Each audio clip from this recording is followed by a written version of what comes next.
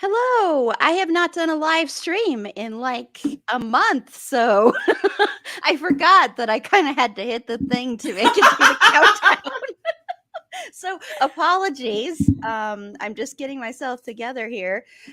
So tonight I am joined by Carla to talk about A Wounded Fawn, the new Travis Stevens movie, which you can watch right now on Shudder. Which, if you don't already have a subscription to Shudder, why don't you already have a subscription to Shudder? You know how long I have been hyping up Shudder for you? Like 2 years now, people. Like, seriously, if you have been listening to this podcast for any amount of time and you don't know about Shudder and you don't have a subscription to Shudder, like, are you really a fandom thinger? Are you really a fandom thinger? I don't think you are.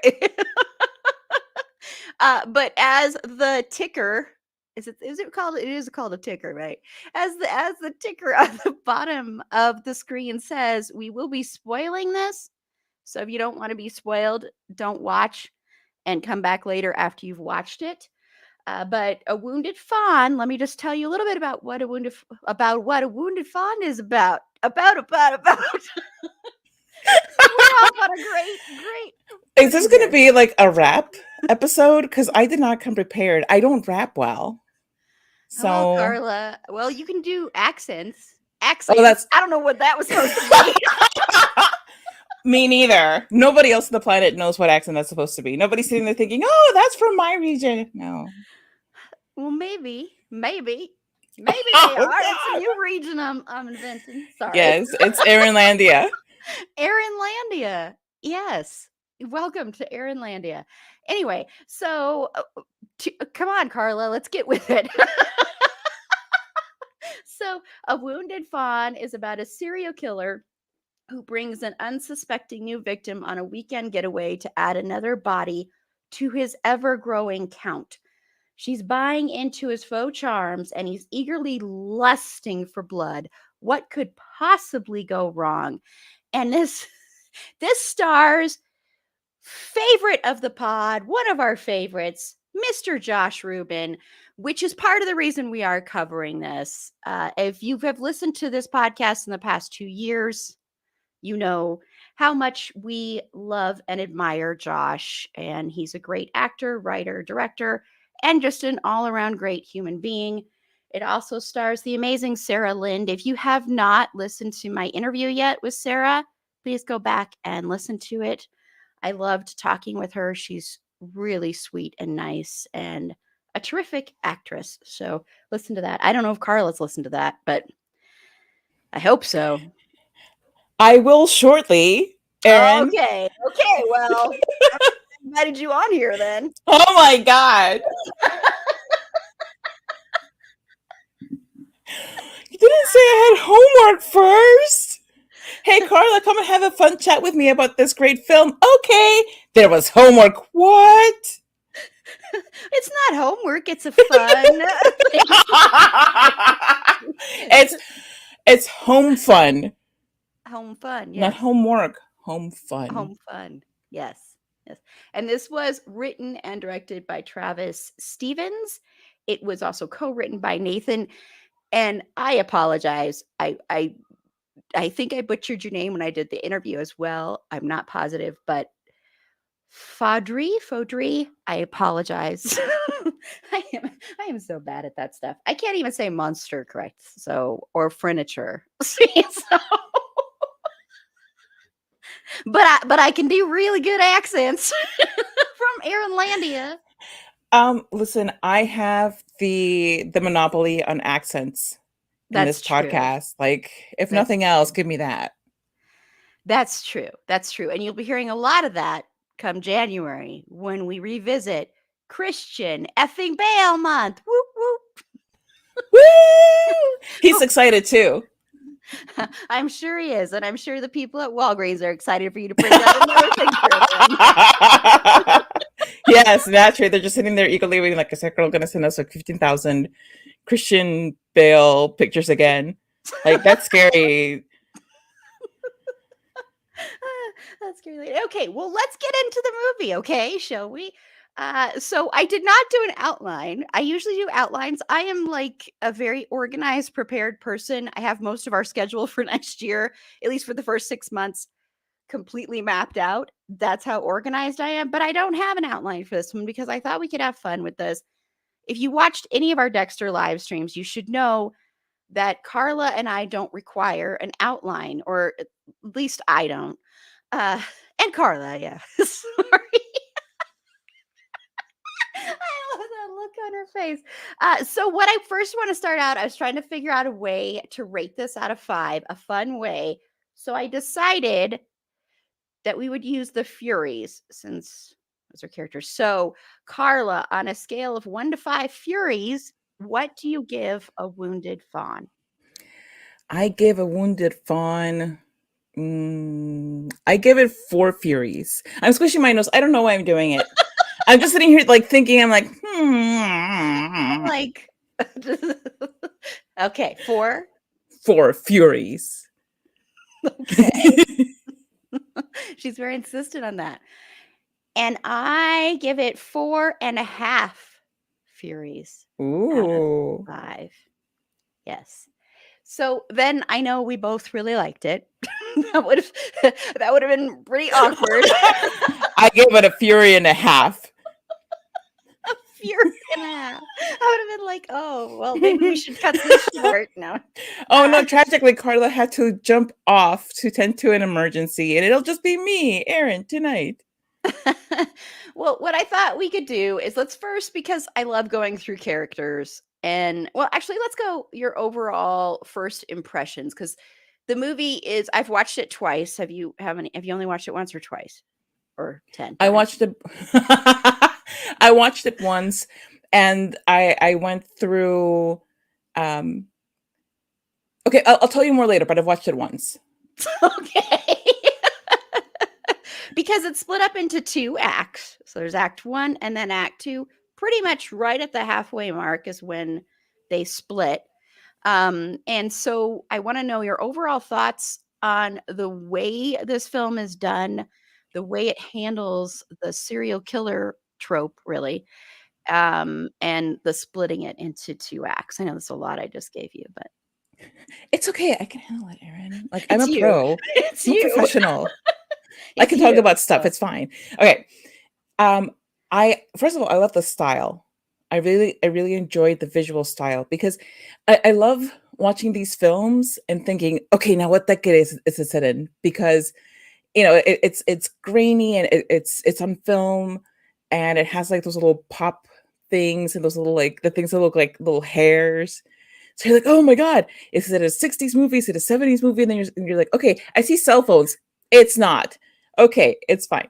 So I enjoyed that style, and also it allows for, I think, it's a more forgiving style because it doesn't have to be as, it's going to sound wrong, but it doesn't have to be as polished, which I don't mean as a bad thing. I just mean that it doesn't have to be as glossy as movies tend to be nowadays, where it just looks like a very shiny apple, mhm. but it doesn't look like necessarily like an appetizing apple. And this looks appetizing. It looks fun and interesting, and you're wondering like, why are they doing it this way? I liked it a lot. You asked, what was the other thing you asked me? I asked you a lot of things. You asked me like 15,000 things. I'm like, Well, what were your overall thoughts on how they approached oh, the serial the killer serial trope. killer trope? That A little bit different. I really enjoyed that, um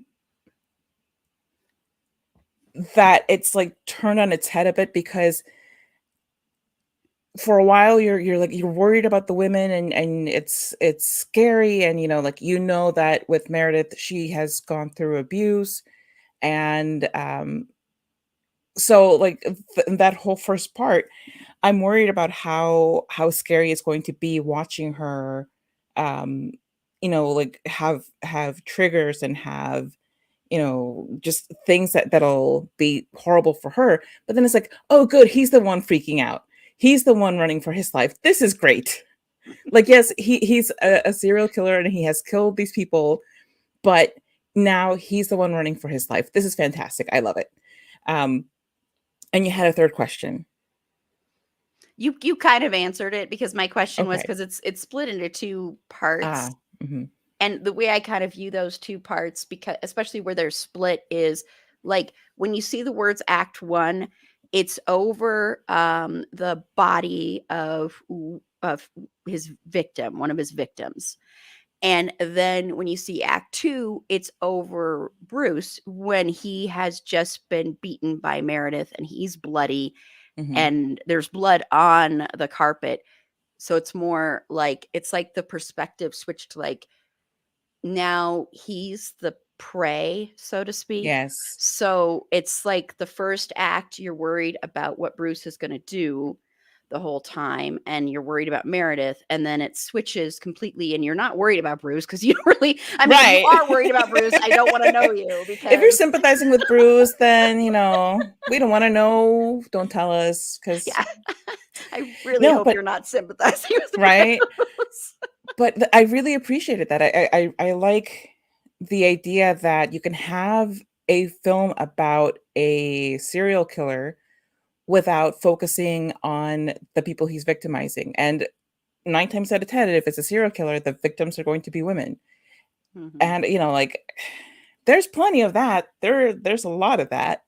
And it's really refreshing to not have that be the the focus of the tension. Not in that way anyway. Yeah, because that part of the tension, even though it is the first half of the movie, it feels like it ends a lot quicker than you usually would have it in these movies. And it is this, it's very much, because Bruce is like red flag, red flag, red flag, red flag all over the place. The way he talks to Meredith is so condescending, and pretty much everything she says, like, because when they get to the cabin and she's just like, "Oh, hi, Fergie. Fergie has joined me."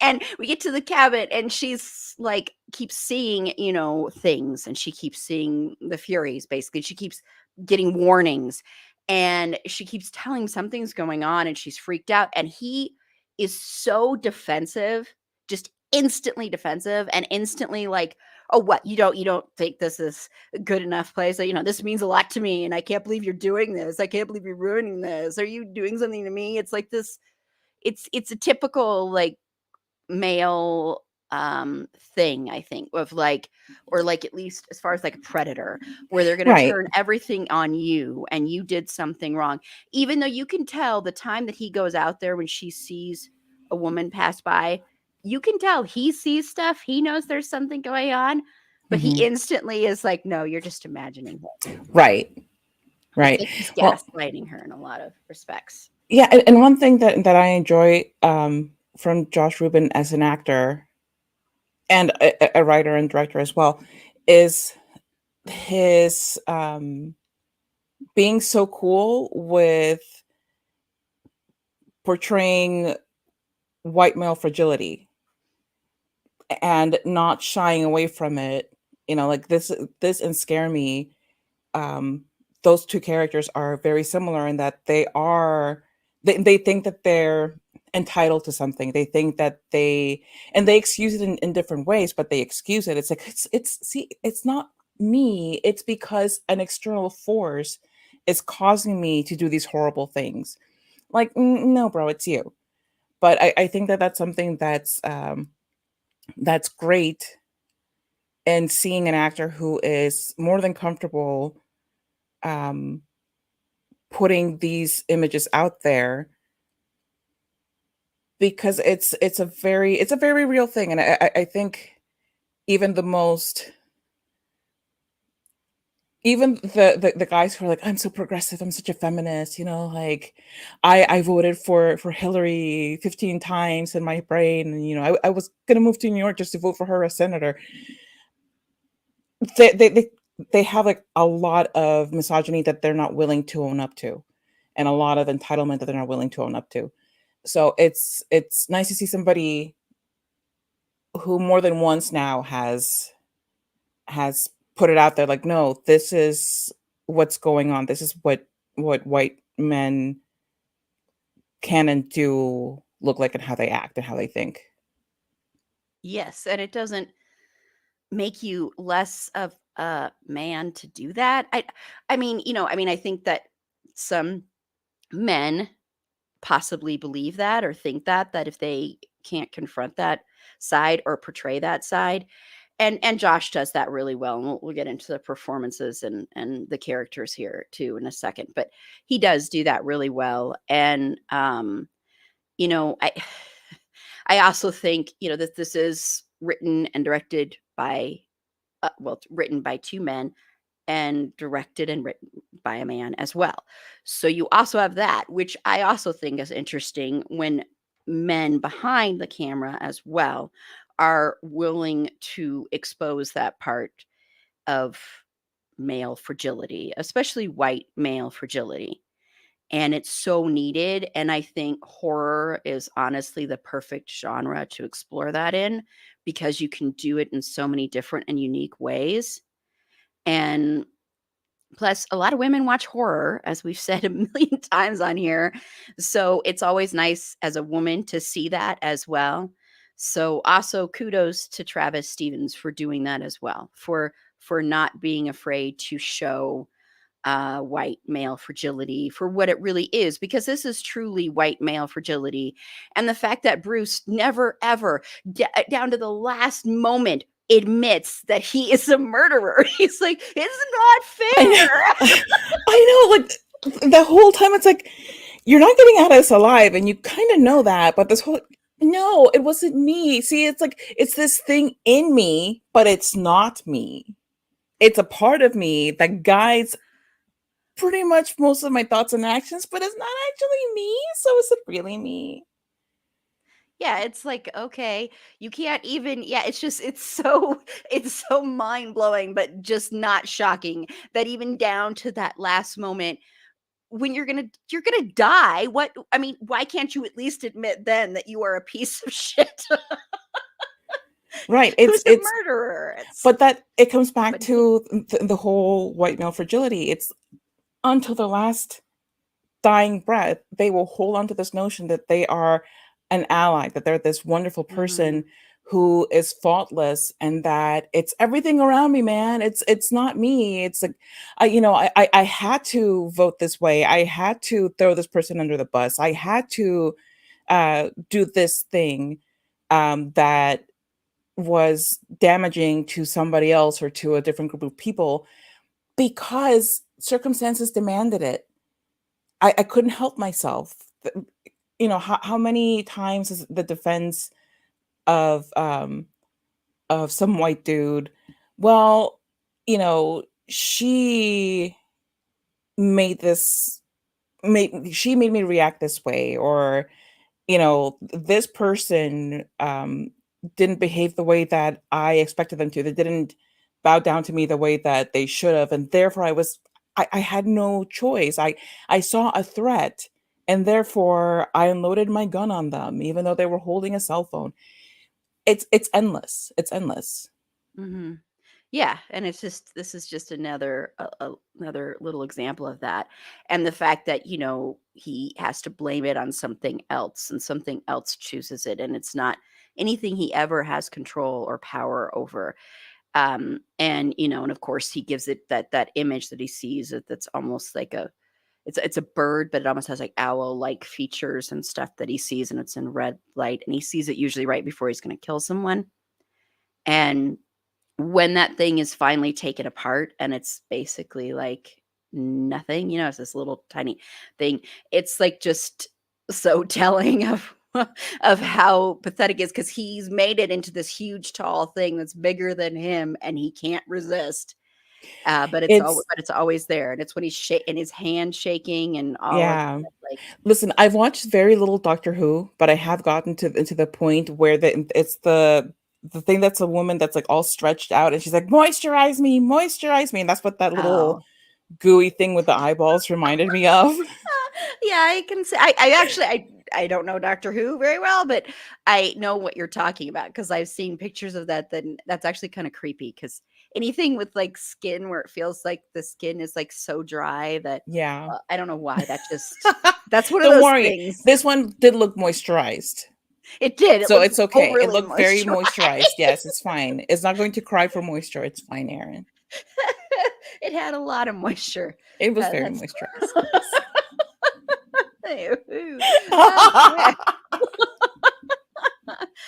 Well, let's get into the characters here, and we will start with Bruce, played by Josh Rubin, who, whenever he's about to kill someone, like we say, sees this huge bird figure.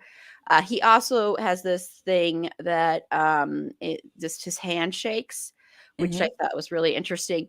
And he uses they're really freaky. I was like trying to it's like just like little blades that he puts on his hand, and the blades are on like the palm side or whatever, and he Right. goes up and he digs into his victim's neck. It's really disturbing, honestly. That was really kind of I thought that was freaky. really cool. I mean, like obviously not cool. Like, hey, everybody should go out and have these. No, no, don't go out and get them. They're just cool on the screen for the purposes of this movie. All right, that's all I'm saying. Yeah. But New merch idea, people. Just kidding. Just no, no. just kidding. Just kidding.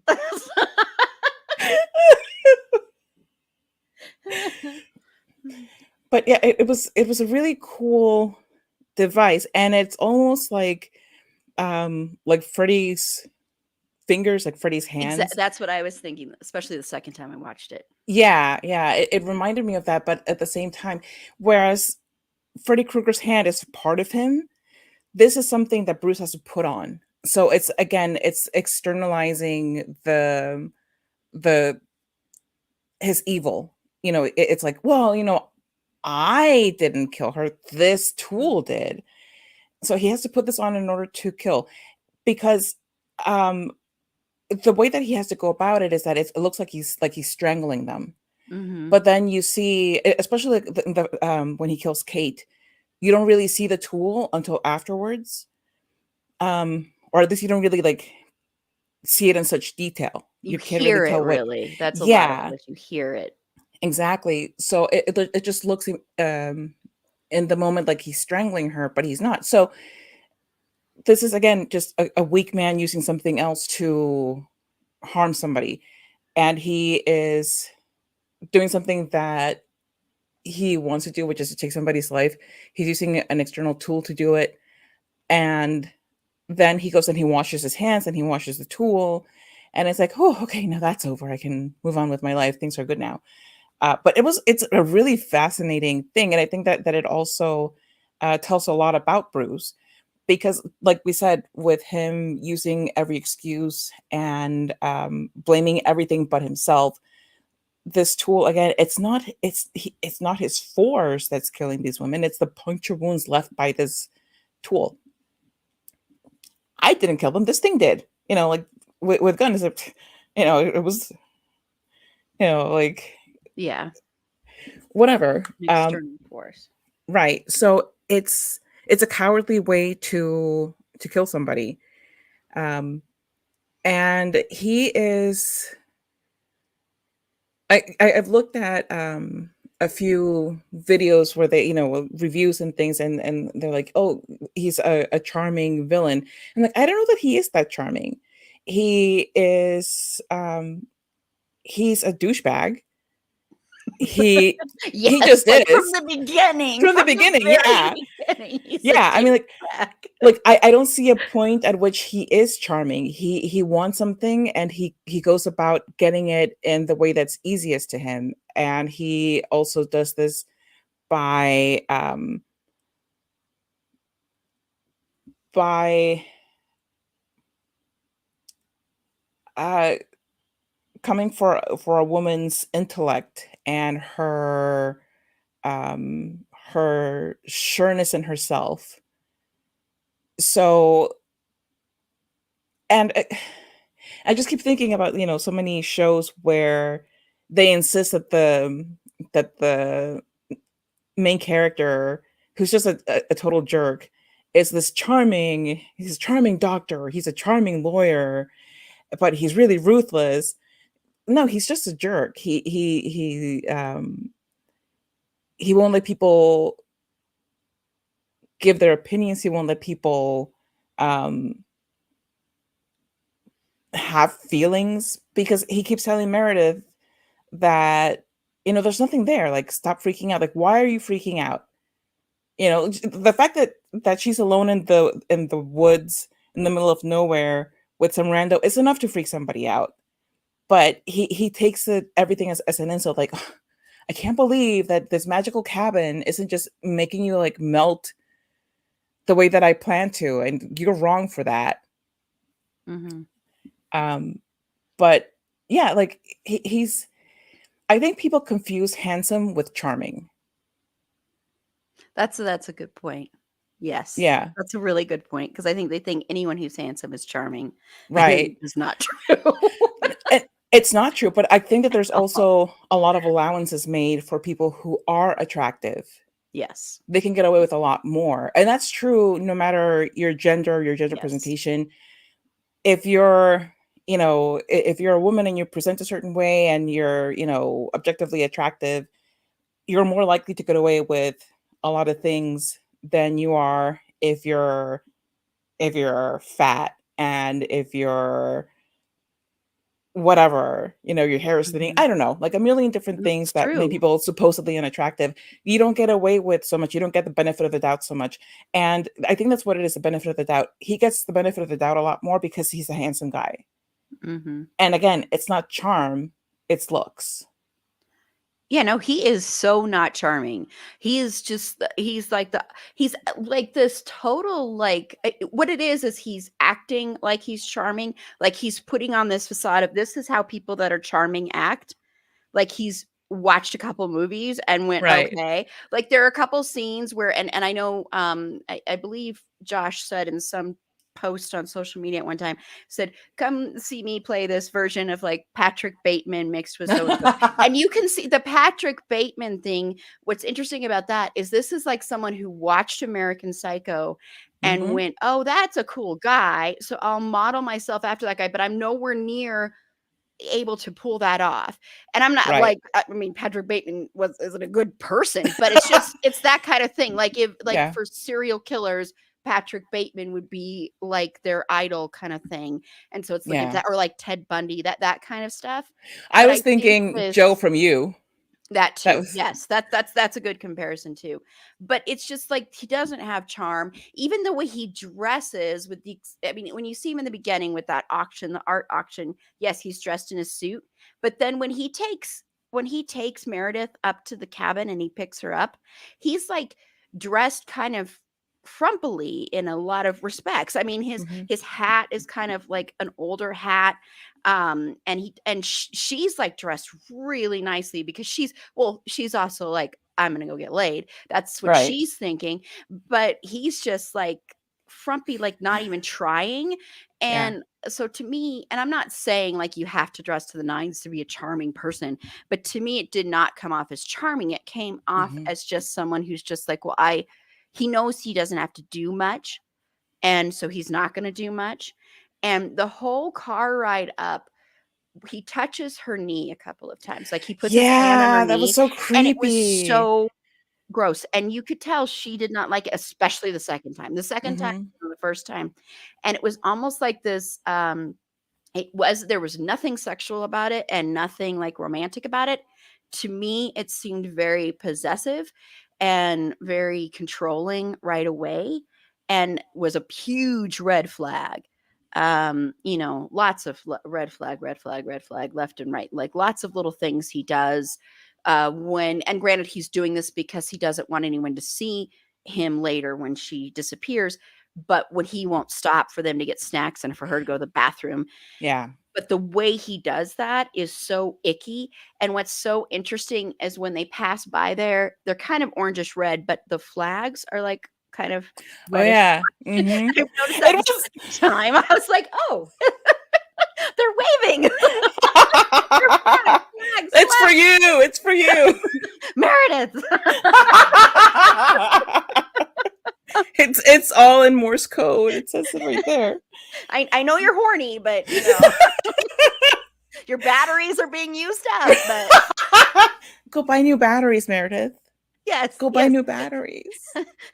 yeah. Just go buy new Just buy batteries, new. Meredith. Yes, they make more of them. It's fine. No, but yeah, he's just a creep. He's just a jerk, and he is absolutely the thing about him touching her knee, it felt more like he thought that that's what a guy is supposed to do when he's That too. driving with a woman in a Mhm. car. It's like, I'm supposed to grab her knee now. I shall do that. Boom. She did not Yeah. like that. I shall try again. Boom. You know, it's not because he doesn't seem to be all that into her. He doesn't seem Not at all. to want her. Like, there's no point at which you're like, oh, he's making eyes at her. Like, there's none of that. It's it's a means to an end for him, and she just happens to be desperate and horny, and Mhm. that's all that is for him. And I just think, oh, the way that he was dressed when he picked her up, there are just, it's a whole meme where the dude shows up in cargo shorts and flip-flops and a beat up old cotton shirt, and she's like super dressed up when they go out, and you know, he's like a total slob, and she's, you know, she took the time to look nice, and he just put on whatever was not so smelly from the top of his laundry pile. Exactly. And it But probably still that's, smells. yeah. But that's, again, it's a trope, and it's a real life thing that you see. I mean, like, let's be real, we see that all the time. If you're driving around somewhere where it's like a date night and a date area, you see these kinds of couples everywhere. And on TV, like the schlubby guy and the attractive woman Mhm. who, why is she with him? And it's not even just because he's unattractive, it's because he looks like he hasn't had a bath and, you know, the last presidential administration. Oh my gosh. It's true. He doesn't even know which way to turn the faucet. It's really sad. Oh god. Aaron, there's a lack of education among straight Ah, cis men in the United States. This is no laughing matter. This is a very serious thing. We need to set up an educational fund so that these men know which way to turn the faucet and how to use, like, a soap. loofah. Yes, you can't just grab an ivory bar and rub it on your body. No, or you can't just, let like the suds drip from your hair and that'll It wash your body. That is not the way you wash your body. wash your legs. I can't believe how many people don't wash their legs. It completely, what? It's How the is that a thing? It's the weirdest. You're supposed to wash every, you know, If it's skin, you're supposed to wash it. you have to wash it. I don't It's your understand protective that. layer. It's your protective layer. It protects you from dirt. But you know what happens? You know how it protects you? The dirt goes on it. So you have to take it off. Take the dirt off. Take it Anyway, off. so and Bruce never took the dirt off. Bruce never took the dirt off. No, he hasn't seen a shower. He hasn't seen the inside of a shower since like 1972. I don't know. 19, if he was even born in 19. I know, I'm like, was he even born then? Who knows? But you know what's interesting about that whole thing of him never seeming like he's attracted to her and never has any kind of moment like that. There is a moment when he does, and it's after he thinks he's killed her, and Yes. that goes to show that that's what he's about. He can't make a real connection to anyone Mhm. living, any kind of human being. So he's gonna make a connection to her dead body there, and Yeah. he gets off on it literally. Right. Gets off. Yes. Well, Yeah. but that's the thing. And listen, I'm an expert because I've watched every single You're- episode of Criminal okay, Minds. I'm like, what the hell, Carla? No, listen, I'm going somewhere with this. I've watched every episode of Criminal Minds, and I know Therefore, that I am also FBI because I've absorbed all of this knowledge. And one thing that they tell you is that it's not about the person, it's about the power and about that Mhm. some people just can't get off unless they've committed this heinous act, whatever it is that gets them off. It's not about the person, it's about that release that they get from the murder. So when she's questioning him, like, why did you choose me? Well, I didn't choose you. It's just how it worked because it's not about her. Yeah, it's not at all. No, they happened to encounter each other when the birdie told him, we haven't satisfied the bloodlust in a while. This one looks as good as any other one. Yeah, So that's again, it's not about whether she's attractive or not. It's not about her being interesting. It's just she was there when he needed somebody a to fix. kill. He needed Yeah. a fix, and Yeah. she was the the first thing that came along was her. Yeah. So Hmm. that was the fix that he needed. And we'll get into the performance. We'll wrap it up with just talking about the performances and just rating those a little bit. But I do want to talk about Meredith, played by Sarah Lind. So, what are your thoughts on Meredith? She was so, oh, I just wanted to like go in there and be like, come on, I found a way out. Like, let's go. I'll get you out of here. But there's a lot to Meredith that gets summed up so neatly with Sarah Lynn's acting and with the writing. I think that it's so Mhm. tight that in just that one act that you get with her, because it's really like the most time that you spend with her. Even when she is one of the Furies, you don't get as much of that time with her. But in just that little bit, you know that she has been abused in the past, that she is finally ready to date again, and she herself is not all that into Bruce.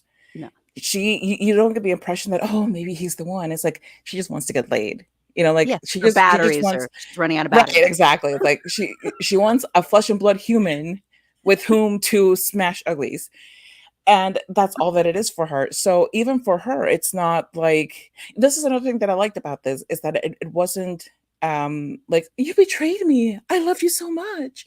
It's just, I can't believe I fell for this dude. But I think that that was a very interesting way to go about it, because somebody who has gone through abuse may not and apparently like this happened with several, with like more than one partner. That was my understanding of it. um she may not have the best radar for who is a safe person and who isn't. And for me, what I think is that she wasn't seeing the fury, she wasn't seeing all of these things that Bruce was seeing later. I think that those two things were disconnected. I think that it was her gut telling her this is not a safe person. When she's in the car and she says, "Hey, can we pull over so I can use the bathroom?" And you go and it's like broad daylight, and then it's nighttime by the time that they get there. Yeah, it's funny, and there are a lot of elements in this movie that are just, I think, just funny, and I think this is one of them. But also, this is just another example of this guy um, blowing her off, discounting her needs, Mhm. and instead of seeing it as a red flag right then and there, and being like, you know what, pull over now. I'm getting a right back. She didn't trust her gut, because in that moment she didn't feel safe. She didn't feel comfortable. In that moment, he touches her, and where you're on a booty call road trip and you're super horned up, you might be like, "Yeah, touch my knee, see what else you can get." But no, she withdrew. So I think in her gut, she was already feeling unsafe. And then they get there and there are all of these things happening. They're out in the woods. There are animals out there. There are strange elements all around. Um, and yeah, sometimes the screen is going to fall, and sometimes a weird dog is going to come running through barking. But that voice that tells her, like, leave. I I don't personally think that that was a fury. I think that was just her instinct telling her to get out of there.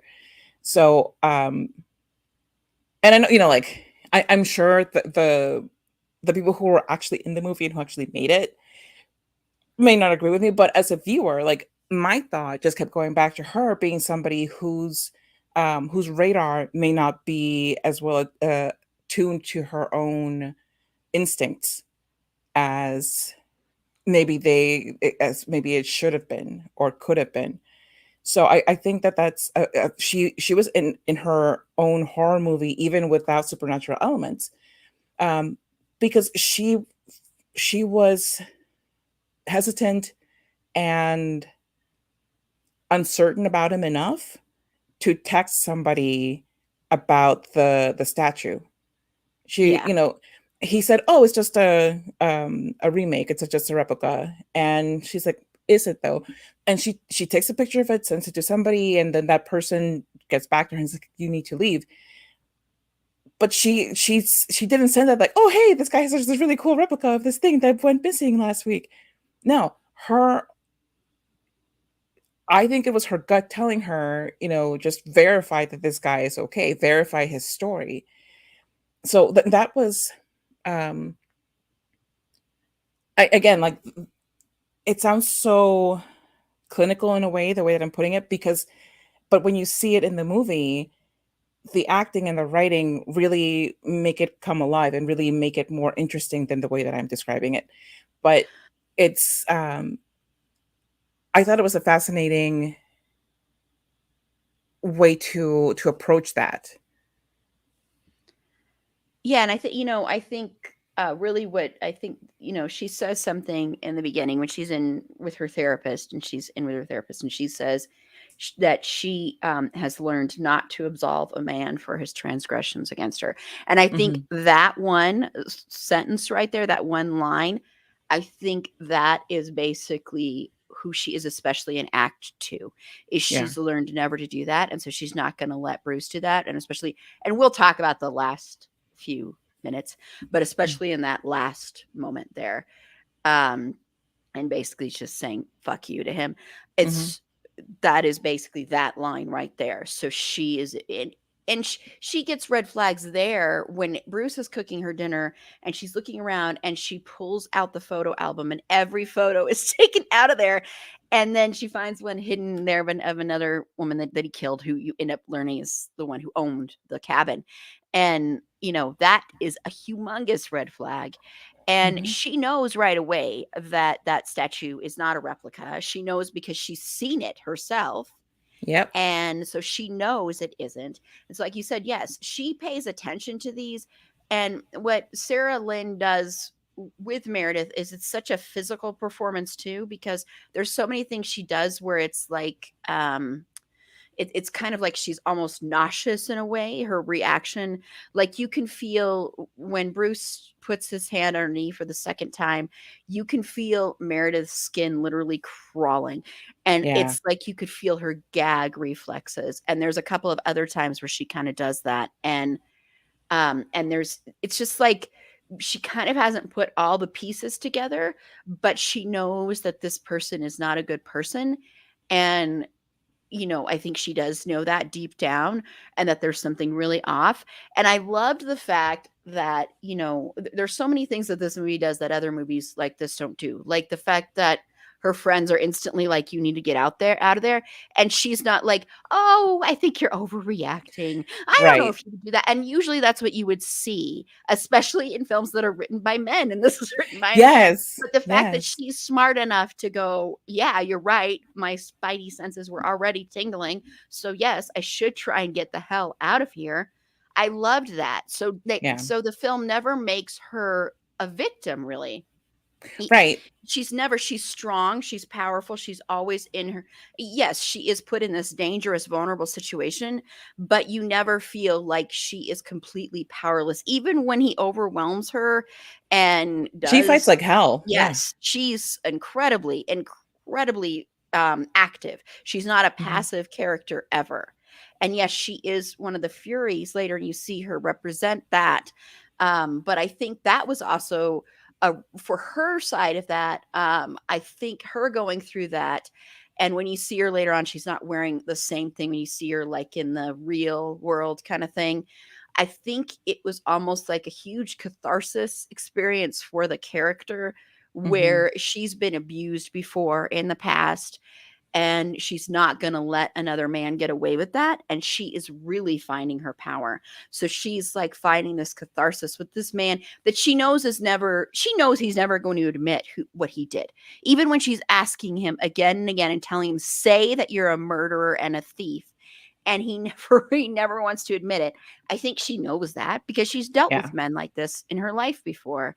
A lot Well, of and women that's where, have. So yeah, and that's where I thought it was interesting that this man has just tried to kill her. She has um physically responded, and she's still asking him to take ownership for his actions.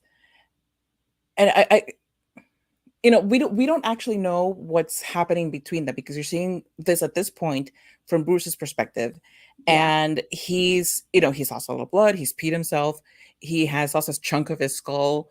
that scene when he's That pushing that was little piece of I was like, skull whoa, bro. Yeah, I was like, whoa, man.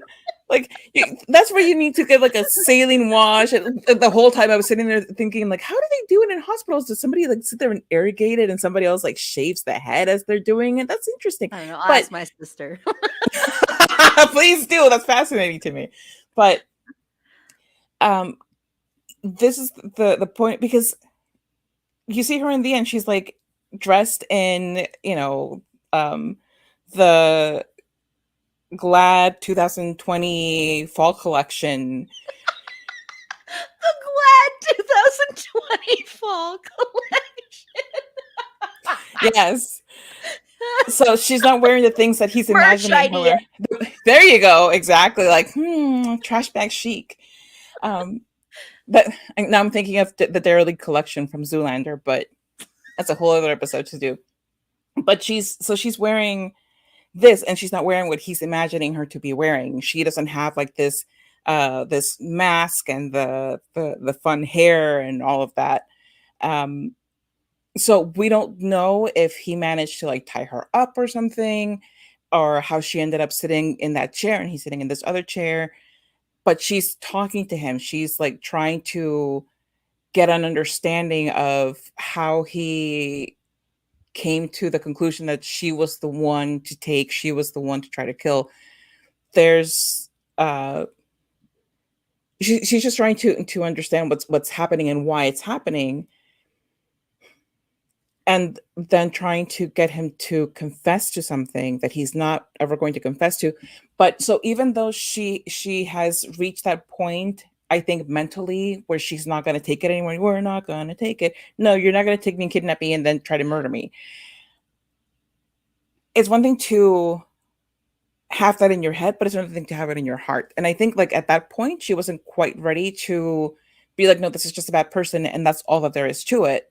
I'm not at fault here. I think that there's still some internalization of this this dynamic. Like, why did you choose me? Kind of like, what did I do to make you choose me? You know Mm-hmm. what I'm saying?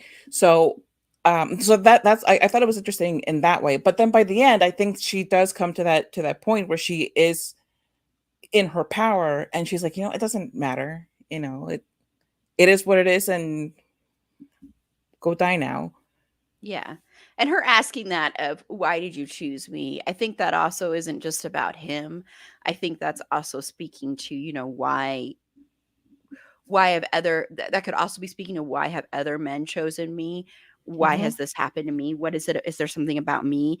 And then her learning, well, I couldn't have done anything different, because I think she is at a place in her life where she's healed a lot, but I think there still always will be that part of you, um, when you're ever, a victim of any kind of assault or a victim of any kind of violence, where you still, both physical and emotional, where you still kind of blame yourself or think, well, what was it about me, or what should I have changed about myself?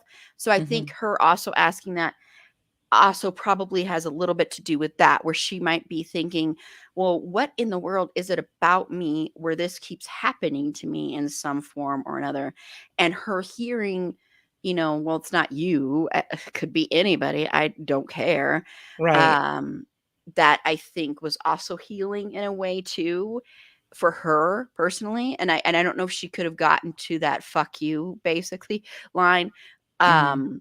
without that. Yeah. So if that makes sense. But yeah, I think that's Yeah, it makes perfect sense because that's also the way that it works in real life. I mean, just every day there are people who have been abused, have been treated poorly, and they ask themselves, what am I doing wrong? What am I doing to bring this on myself? Um, Even as they're in that situation again, or as they're um, about to, or they have like a sensation that something is off. But Mhm. I think that all of this experience is the kind of thing that would make her even stronger because now she can look back on it and think, well, I saw the red flags. I felt uncomfortable. I'm getting like way too psychologically into this here, but I just keep thinking, like that um those feelings of I could have done this, I could have done that. Things could have been better for me if I hadn't done XYZ, if I had insisted that he pull over, if I had if I had just taken off as soon as I felt uncomfortable. As soon as that Doberman ran past me. Right, exactly. As soon as I heard that voice from the ether saying, "Get out of here. Yeah, leave. As Leave." Yeah. soon as I So saw the red flags blowing in the wind. yeah, like that's when I should have left. But yeah, it's and I'll tell you another thing. This is why I think that it made sense for me to watch Married at First Sight before watching this because in season 2, Jessica Castro and Ryan Danino, and he was like a creepy douchebag from the beginning, and she was like, I think there's a good guy inside there, and I'm like, there is not, run away. And she didn't listen to, like, she didn't see the red flags, so she didn't get Meredith but it was still scary for her. Wow, I did not think Married at First Sight would be coming up tonight. Lessons come from the least expected places, Aaron. Oh, what a connection there. That's I funny. know, I just blew your mind.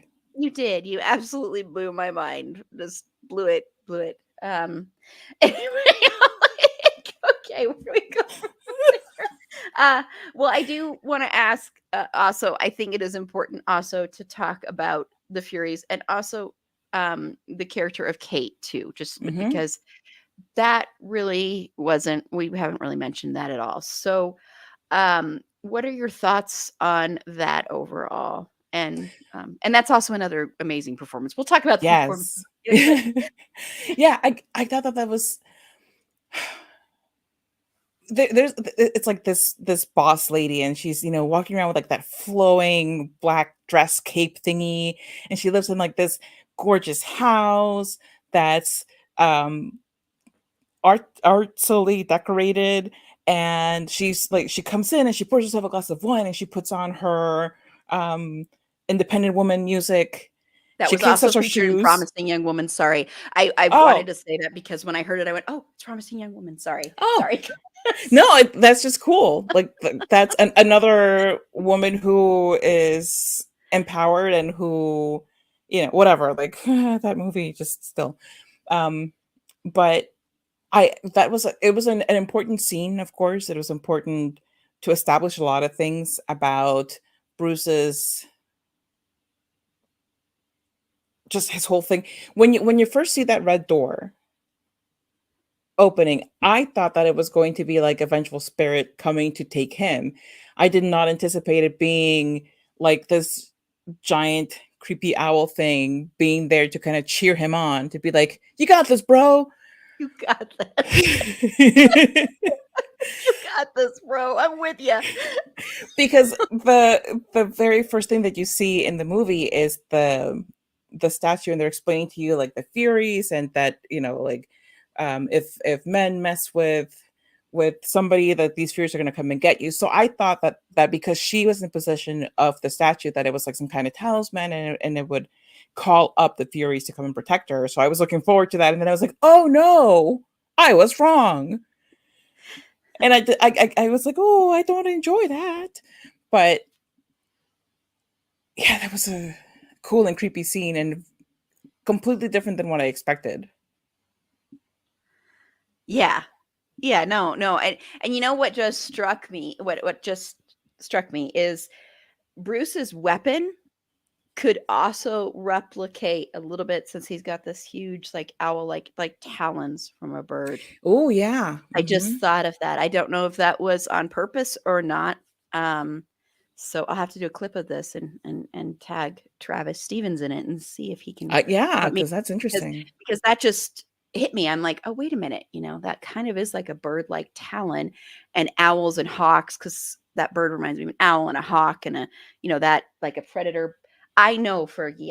I know you want to give your opinion too. You watched it twice as well. You're talking about murder weapons. Of course, she's interested. I know. Fergie is a dog, by the way, for anyone who can't see her. It's not an imaginary spirit. Who loves horror movies and watched this with me twice. So because those are predator birds, that just struck me. I'm like, oh, I wonder if that was meant to be that way. But yeah, I think Kate and the Furies overall are such an interesting thing. And also so much about this also has to do with the feminine, and nature is often thought of as being feminine and getting back to nature. And you have, the other Fury that's like, looks like almost like a tree, and you have a dog, and you have all this stuff that's very much like the feminine coming to get Bruce from different sort of aspects. And I thought that was really great to see too. And to see, like, like you said, like all of this is attacking him. He is the prey now. And it's so fascinating to watch someone who seemed to have so much power lose his power so quickly. I mean, he's a like a man baby kind of thing, instantly. Yes. Instantly, like temper tantrum, whiny ass baby. He's such like It's true. oh But going my back God. into the whole the fragility of Yes. the straight white male, it's exactly that. It's like the moment that their authority is challenged, the moment that they see themselves in a vulnerable position, it's like, but why did you do this to me? Yeah. I'm such a good guy. Yeah, I'm right. I'm strong. I'm a big, strong man. Like he says, it's not fair. It's not fair. It's like the head is coming out of his head. I love that part. It's not fair stuff. And I also love that when he, because of course it's not him, it's the thing inside his head. And when he's like, I can take it out. First of all, wait, didn't you take it out before? If you know that what you're doing is wrong and you could always take it out, just take it out before. But it looks like a rubber ducky. It does look like a rubber ducky. And I think that is hilarious because of his child-sized ego. Yes. It's like, oh, it's a poor little witty baby, upset that his rubber ducky's out of his head now. Oh no, are you gonna be okay? That's so true. Oh my gosh, he's such a little. Oh my gosh.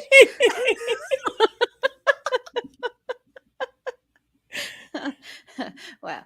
Okay. Well, I do want to talk about the performances, and then we'll get to talking about praising the script and the direction, because I do want to definitely praise that.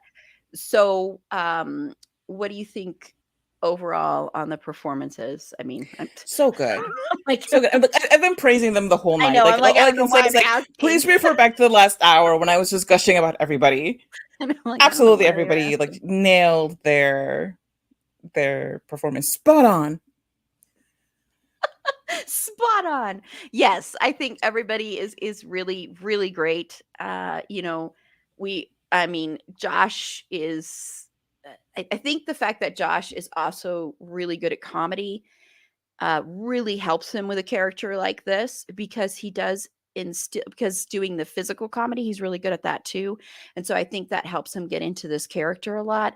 And like we've said a million times, actors that can do comedy are some of the best actors around, because doing comedy is flipping hard, people.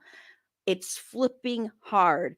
And when they can make it look easy, that is, oh my gosh, that's master work there. So Josh is fantastic in this. I think he goes through a lot of changes where he feels he's in control and then when he doesn't, and watching that kind of fall apart, and just little physical ticks he does, and it's all in the eyes too. Like, you don't see a bit of Josh there, you see just Bruce there completely and entirely. So, and that's not always easy to do. And Sarah is fantastic. Yes, Sarah, it's good that you are praising yourself. She said that on our interview, that she is very proud of this performance, and she should be very proud of this performance because she is really, really good in this. And that doesn't make you egotistical if you're proud of your good work. We Agreed. talked a little bit about that. Yeah. So Yeah. But I think again, it's a woman thing. You're not supposed to it is. Yes, be. that's what we You're not talked supposed about in the to interview. like Yeah. boast about your. That's unseemly. How good you are. Yeah. Right. Yeah. Boast away, because you are fantastic and you're really, really good in this. And she has a really difficult job for a big portion of the movie, having a mask on and not being able to see her eyes, but she still does stuff physically. I mean, you still see her move physically. She still has to have this thing of intimidation, really. And she does come across like that. And she has to have this power and this beauty. There's a real beauty there too, and almost a seduction there as well. And it's really incredible to be able to do that when you can't see the person's eyes, really. And so, really, hats off to you for that, Sarah, definitely. And then I think, hopefully I'm pronouncing your name right. I think Malin Barr, who plays Kate, is also really good too. So, also want to give her props as well. So, great performances all around. Everybody is amazing, including that gorgeous dog. Of course. Of course. Fergie loved the dog. That was Fergie's favorite performance. She was like, "Oh my Yeah, gosh, but look at Fergie is that!" biased. Fergie is biased. Yeah, Fergie's being specious. Okay. she's like, "That's one good-looking dog." I want to throw in there the two who played the friends at the art gallery. They were great because the three of them really sold the idea of them being longtime besties. You know, like it felt like a very natural chemistry between the three of them, and the when they're joking around, it just seems so natural. It really, because a lot of the times when you have scenes like that, when people are supposed to be friends, you can kind of feel the disconnect, and you couldn't in this scene. I thought that it was really, really well done. Yes, go listen to my interview with Sarah, because we talked about that. Because Sarah said that is a thing that's harder to do as an actor, to get that friendship thing, because friendship, there's different layers to it. So we talked a little bit about that. And, she said if you have someone who's supposed to be your lover or your husband, it's a lot easier to get into that than to get into the friendship thing. So, yeah. So, another reason to go listen to our interview with Sarah, because she does. We do talk about that. Carla. No. I'm just giving you a hard time. But that is true. I echo that as well. So, yes, yes. And I do definitely want to talk about Travis Stevens' work here as a director, and he is, of course, the co-writer as well. So, what do you think about Travis and his work? You know me, I don't Yeah. know a thing about directing. I think he did a good job. It looked like a good job to me, as far as I'm concerned. The writing, I think, was really good. Like, that's the one part where I can say something about. I think that the writing of this movie was very good. I really um liked like I said, everything that I said about pulling in all of these elements from the psyche of somebody who has been through abuse, and the difference between intellectually grasping certain things, but emotionally not quite being there, listening to your gut. Um, and then on the serial killer side, the the brutality and the lack of accountability, especially as it pertains to white men, and the just overall,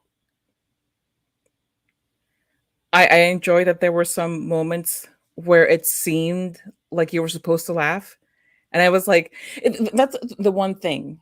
Like that's why I didn't go full five whatever things. Is Five because Furies. five theories. Thank you. I was like, I don't remember five brass knuckles, five statues, Five brass knuckles. Oh, five yes, brass they're the knuckles, inverted kind of, yeah. kind of. Because I think that, and maybe it's just because I think maybe somebody who has a deeper knowledge of horror, and especially of this kind of horror, and this kind of cinematography. Like one reviewer called it giallo film, and I barely know what that is. So I think maybe if somebody who has that kind of knowledge would have gotten it better. Yeah, of course you do. Um, would have gotten it better. I think it's not, and it doesn't need to be. I'm not saying that it has to be. I don't think it's quite as accessible for people who don't have that depth of knowledge. But that part isn't a criticism, because not everything has to be for every audience. Yeah, I see what you're saying. And I agree with that reviewer. There is sort of a it's also with the cinematography, the way this is shot, and this is shot on 16 millimeter, which is why you do get those, which is very rarely used. You know, most things are digital now, and very rarely are things shot on film. And I think that was, of course, very intentional, I'm assuming. And that adds a lot to the feel and the look of it. Um, as a horror aficionado, everybody knows that's my favorite genre. I mean, you can see my slasher thing by Neil Fraser Graphics. So go support him. Amazing artist. I know you can't see it very well, but it's amazing work. Anyway, I you know, this really speaks to the horror lover in me. I like a good serial killer film, and I really appreciate when a filmmaker and a writer can really grasp the fact that the reason these characters are scary is because they're not monsters. They are real human beings. And the fact that Bruce isn't the smartest, Bruce isn't like otherworldly, Bruce isn't a monster. He does monstrous things, and there is a difference there. And I'm not, I just mean that, like, I think people use that as an excuse, and also saying that someone's just pure evil as an excuse for what they do, and as a way to not look at the fact that there are a lot of people that do monstrous things that are quote unquote just regular people. And so I did appreciate that a lot about this. And I think Travis also helped edit it as well. And people who know that editing makes or break a movie, and a good editor can make a performance even better. They could also, bad editing can make a performance worse, that kind of stuff. And I think the editing is really tight in this. It's really top notch. And for me, a sign of a really good director is when you don't sense the direction and everything feels natural, and the decisions characters make and the steps they make and how it's filmed and how um, the scenes are done and how it's shot and everything makes perfect sense, and you don't feel like that presence there. And I think that's the way this one is done for sure. The dialogue is very natural, and I really appreciate that Meredith is not this fawning little schoolgirl, and that Meredith isn't 20 flippin' years old. I also want to say that. I really flippin' Thank appreciate that you. she is above Yes. 30 years old. It's like, thank Yes. She is an actual grown woman. she is not, like I said, she's not fawning over this guy. This guy No. isn't her dream, her like, oh, he's gonna take me out of this miserable existence and bring me into this dream world that I no, he's just a guy that she wants to bang. And that's all that it needs to be. And I love that.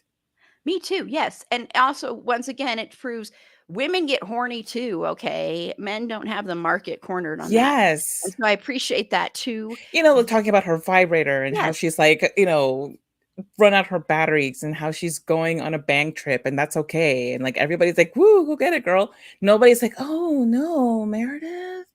Like, are you sure? shouldn't talk about that. You don't want to save yourself Yeah. for marriage? You should be pure, and she's Yes. never punished for the fact that she is a sexual being, and that I also appreciate, and I also appreciate, there is a portion of the film where she is just wearing a bra and underwear, and it never feels like gratuitous, and it never feels like the camera is lusting after her, and that's Yes. another thing that I really really appreciated about the I want movie. to specifically thank you, Travis, for showing that part of the underboob where like the underwire has made an indentation and then Yes. moved up. And you can see that underwire indentation, and it's normal. Like if you wear a bra, you're gonna an underwire bra, it's gonna happen to your body, and that's okay. It's not ugly. It's not. There's nothing wrong with it. It's just part of the human experience of wearing an underwire bra. It's also why they're so uncomfortable. Yes, so But they thank make you. boobs look so good. I know. But yes, thank you for that shot of the underboob underwire half cup of death. Yes, yes, thank you so much. So really, really fantastic job all around, and this will probably be mentioned, I'm assuming, at least by me, this will be mentioned on our upcoming year-end best of the year episode for sure. So definitely. And then lastly, I do want to talk about the ending because I do want to shout out the score. I think the score is fantastic. And the reason I want to shout it before we talk about this is I think it's interesting how silent this is in a lot of respects. So in the end, of course, Bruce, whiny baby that he is, can never admit what a piece of shit he is. So he basically, with his weapon, he unalives himself, kills himself. He's stabbing himself over and over again.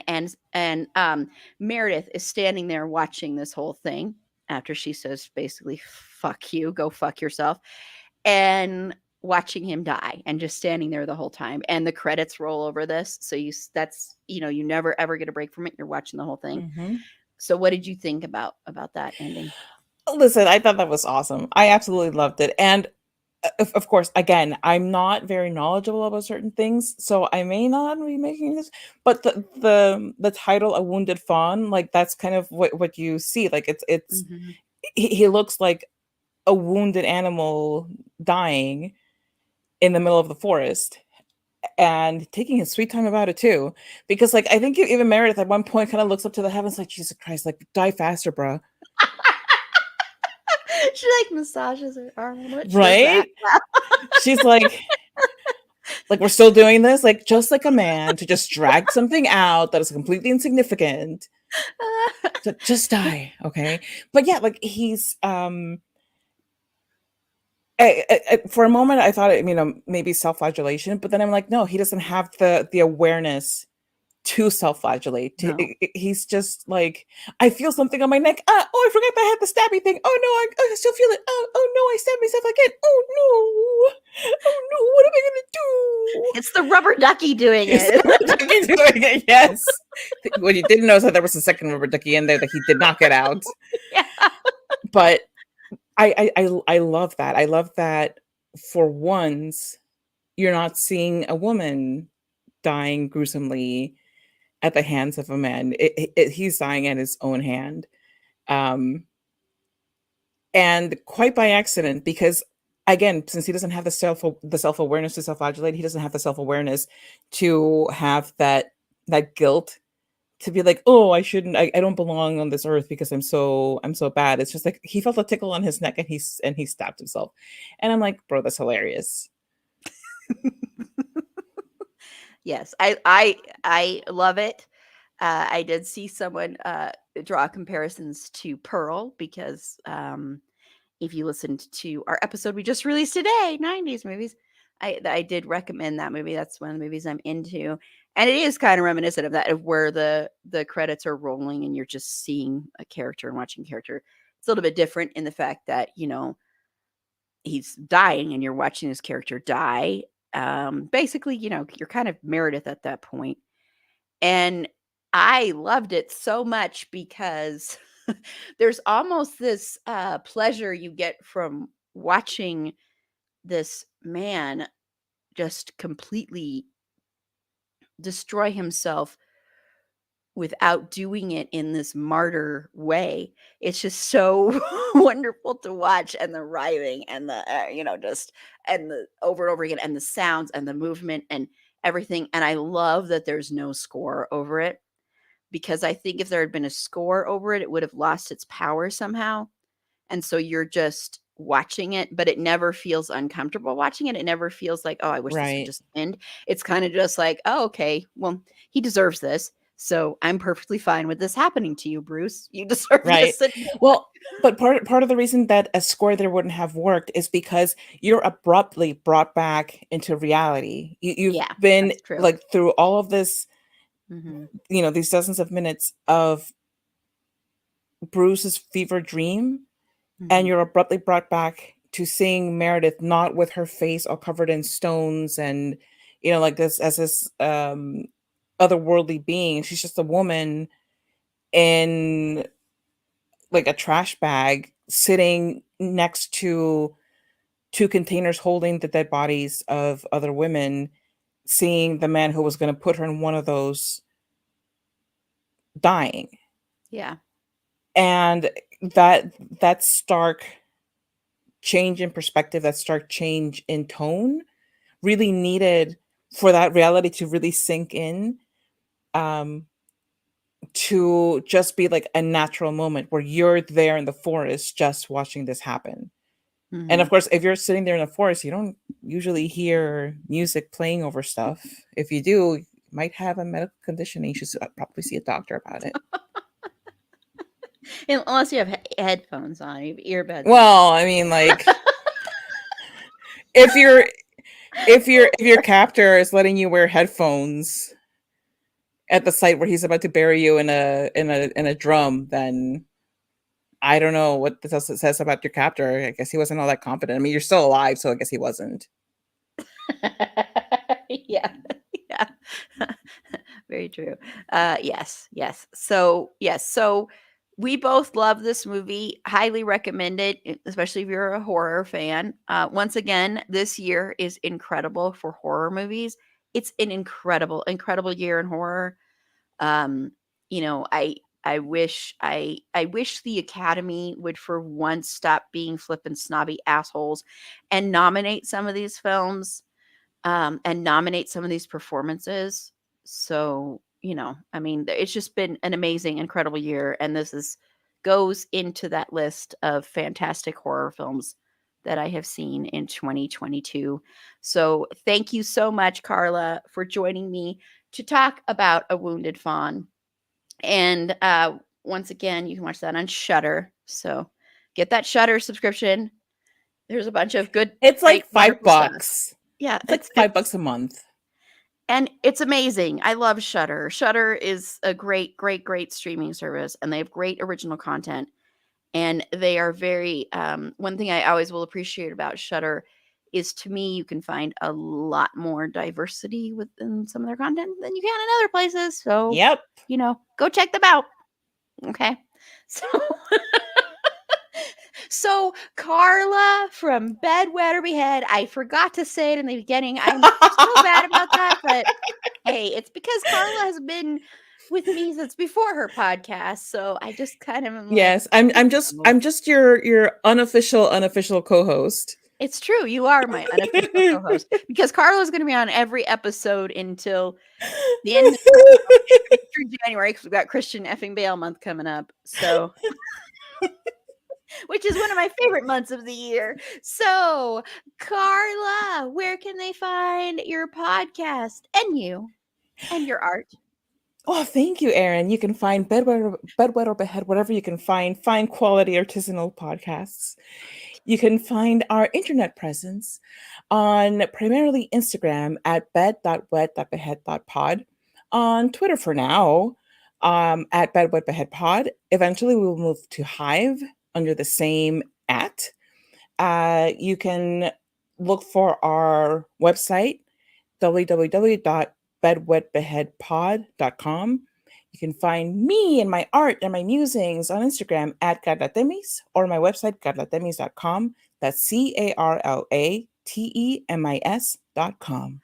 I love that for your podcast website, you put the www. I don't know. You know what, Erin? Okay, like I'm old, and also I didn't even know that I was going to throw that in there. So that was so funny. I don't think I've ever shouted out the website for the podcast before. I'm like, oh, I should probably be telling people about that. And then it's funny that you didn't do that for your website. Right.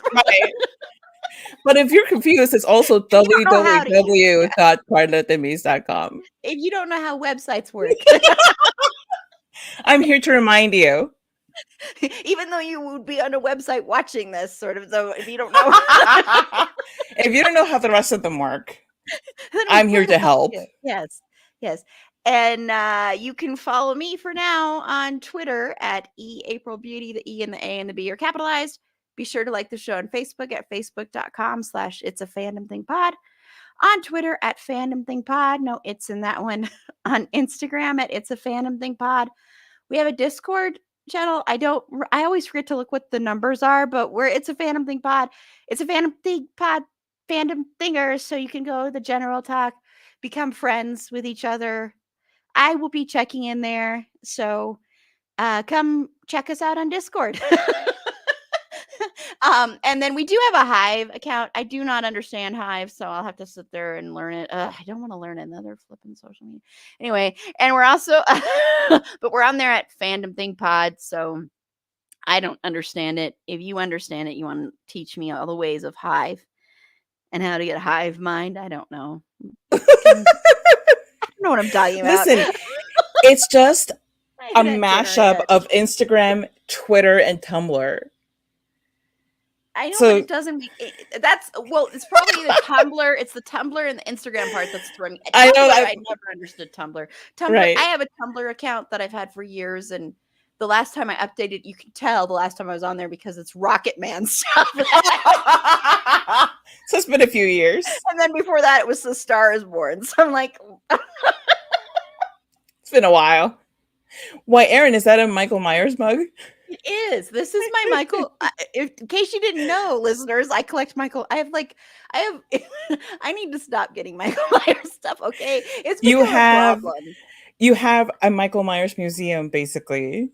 I do. I have this mug, which I love this mug because it's just his face, creepy, sad, angry, calm, and then the other one is like the other side is like excited, sleepy, confused, jealous. I love the jealous. But yeah, I have that. I have 2 ornaments that were handmade for me. I have a postcard. I have a Welcome to Haddonfield thing. I have a Michael Myers doll. I have a Michael Myers head that plays the Halloween theme. I have a Michael Myers candle. I have a Michael Myers candy thing. I don't know why I'm going over this stuff or for all of you, but whatever. I'm also wearing my Michael Myers sweatshirt. It's a problem, people. I have a Michael Myers pin. I have it's not a problem unless you have a Michael Myers attitude. No, I don't. But I do have a tote bag that Sasha, frequent panelist Sasha, was my secret Krampus this year. I knew she was when I got that Donnie Darko notebook. I was like, I had a feeling it was her anyway, and that sealed it. I'm like, nobody else would get me this of that group. And she got me a tote bag that says, "I'm just a girl who loves Michael Myers." Oh, that's cute. And then I have this sweatshirt. I have a couple of other shirts that have Michael Myers as part of it. I have a throw blanket that has him on it. I have a cutting board that has his face on it. I have a kitchen towel. I have 2 magnets. I have another Halloween mug that Paula gave me, and I have another Halloween tumbler thing that was specially made that says Slay, and then it has my name on it, and Slay all day. And so it's a problem, people. Now can you see why I say it's kind of a problem? I'm like, I said to myself, I can't buy any more Halloween stuff. And then Jamie Lee Curtis posted this picture of Michael Myers as a chia head. And I've never had a chia pet in my life before. So I obviously need that. Obviously. Yeah. So yeah, I think I have like 25, 30. I don't know. It's become a problem. I don't support what Michael Myers does. I want to Thank you for clearing that up. I was very concerned. I'm not a Michael Myers supporter. He's my favorite of the slashers. I don't condone his actions, only his likeness. Oh, Suri's trying to get involved here. Well, I have a lanyard with Michael Myers on it that Aaron A made for me. That's right. It's kind of a problem. I think I have more Michael Myers stuff than I think it's finally beating all the supernatural stuff I have. Wow. I haven't had some. Yeah. Wow. I need help. You need help like building shelves to put all of it on. I do. I like rearrange stuff and kind of did it a little bit differently, but because I also wanted to redo my my movies and everything like that. And I'm like, oh my gosh, I need like my own personal Michael Myers bookshelf. Yes. It's such a problem. Anyway, so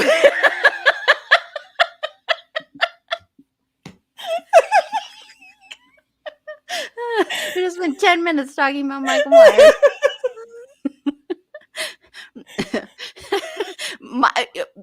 I don't think Bruce could ever be Michael Myers. I don't.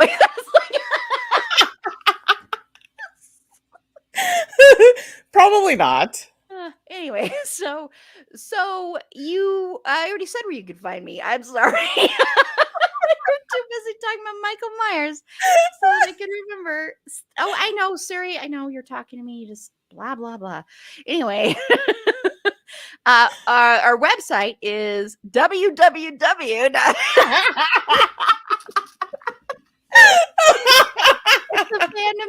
It's HTTPS. Yes. :// www.itsafanathingpod.com. And on our website, you can find our interview with Sarah Lind, and from 20. What year was that we did that? 21. Sorry. You can find the interview we did with Josh Rubin, where we talked a lot about Scare Me and stuff. So I loved interviewing Josh too. And you can also hear Josh on our Donnie Darko episode. So go listen to that. Carla's on that. Josh's lovely, amazing, talented wife, Lauren Sick, is also on that. And so is Sasha. So you can listen to that epically long podcast episode. It's no longer our longest one. It's worth every minute. It is. Yes. Of course it is. So it's my podcast. Everything's worth it on my podcast. I don't know, but I'm proud of my interviews. So, and I'm looking to schedule interviews for the new year. So if you'd like to be a potential interview guest on the show, you can reach out to us via the contact us button on our website or email us at itsafanathingpod@gmail.com. And just let you know, a couple of episodes coming up. So go check out our 90s movies episode. We have a 90s music episode dropping this Friday. And then the week after that, we are going to be talking about VH1. I'm rewatching The Surreal Life. Because I was like, I can't watch Rock of Love, Aaron. You cannot watch that again, Aaron. You are not allowed to watch that the fourth time. It's really sad and pathetic how many times I've watched that reality show. So I was like, you watched it enough. You do not need to watch it again. You watched it as a way to get through COVID, and that's all. So we're gonna do VH1, and then we're gonna do an episode on Brendan Fraser. So I'm very excited about that as well. And then the week after that, we're gonna talk about Twitter. So we are going to talk about Twitter. Then we're going to talk about Christmas television specials and stuff like that, and shows. And then we are going to round out the year as we always do with our two-parter talking about the best of the year. So our favorites from the year. And then remember, January kicks off with Christian effing Bale month. I'm thinking I might actually change it because I'm like, he's in the new Scott Cooper movie, and we're going to definitely cover that as a special. So I'm like, should we do out of the furnace and then that one because those two Scott Cooper? I don't know, but I will talk to Carla, see what her opinion is. But we'll be doing that, and then stay tuned for an announcement on a change to the podcast. We're still going to be 2 episodes a week, but one of the episodes is going to be a little bit different. But I think people will like it, especially seeing as how my birthday episode, What I'm Into, and Meg, is currently our most popular episode right now. Depeche Mode dropped out of the #1 spot. I'm okay. But I'm not okay because it means that an episode that I'm in wasn't in the top spot. Oh, that's true. I think well, you weren't on George Clooney, you weren't on Val Kilmer. Let's see if you're even in the top 5 right now. I don't want to know. Please keep going with the closeout. You are, because our 80s music episode came back into the top 10. Oh, okay, good. So, and 80s So people still have good tastes. Okay, good. It's funny when those come back. It's like all of a sudden, people are. Well, the 80s never really go away. That's very good point. Very good point. Yeah. Depeche Mode has dropped down. Oh man. Anyway, but Depeche Mode, you are #1 in my heart.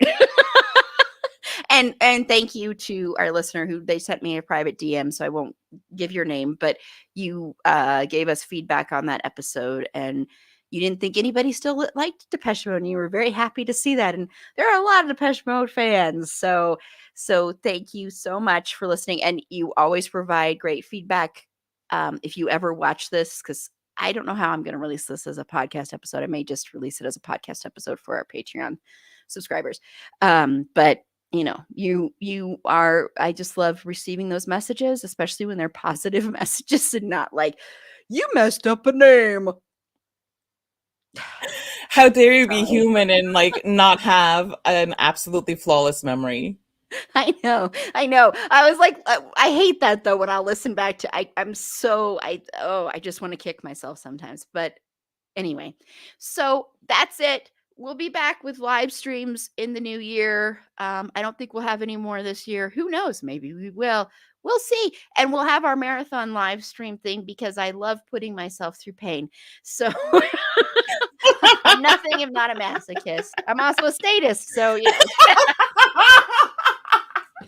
You got it all covered. Yes. So, good night, everybody. Good night. Go watch a Wounded Fawn. Yes. Let me hit in broadcast, and then I'm going to go eat.